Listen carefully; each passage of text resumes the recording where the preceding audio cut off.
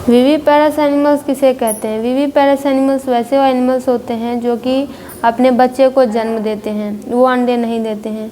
Viviparous reproduction में embryo का development mother के बॉडी के अंदर ही होता है और ये नरिशमेंट डायरेक्टली उन्हीं से ले लेते हैं। एक स्पेशल स्ट्रक्चर होता है नरिशमेंट देने के लिए जिसे कि प्लेसेंटा कहते हैं।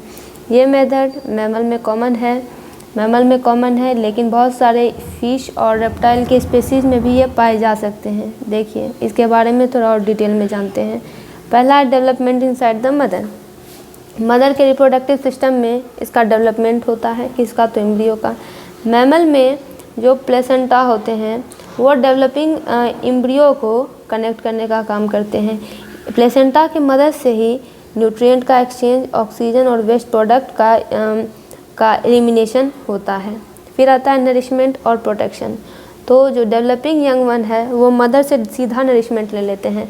मदर बॉडी एम्ब्रियो के लिए एक स्टेबल और एक सुरक्षित वातावरण उसके लिए क्रिएट कर देती है।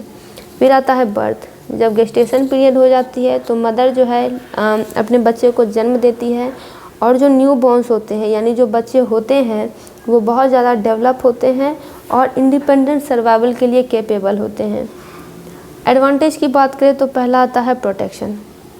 एम्ब्रियो का प्रोटेक्शन मदर बॉडी के अंदर होता है तो इन्हें बाहरी इन्वायरमेंट से और शिकारियों से कोई खतरा नहीं है।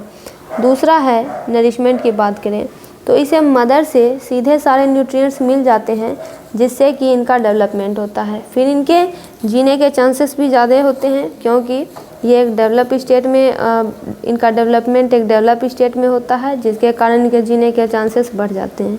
डिसएडवांटेज की बात करें तो बहुत ज़्यादा एनर्जी चाहिए और रिसोर्स इंटेंसिव है। मदर को बहुत ज़्यादा अमाउंट ऑफ एनर्जी इनमें इन्वेस्ट करना पड़ता है, बहुत ज़्यादा रिसोर्सेस उनके लगते हैं ताकि इन्हें नरिशमेंट मिल सके।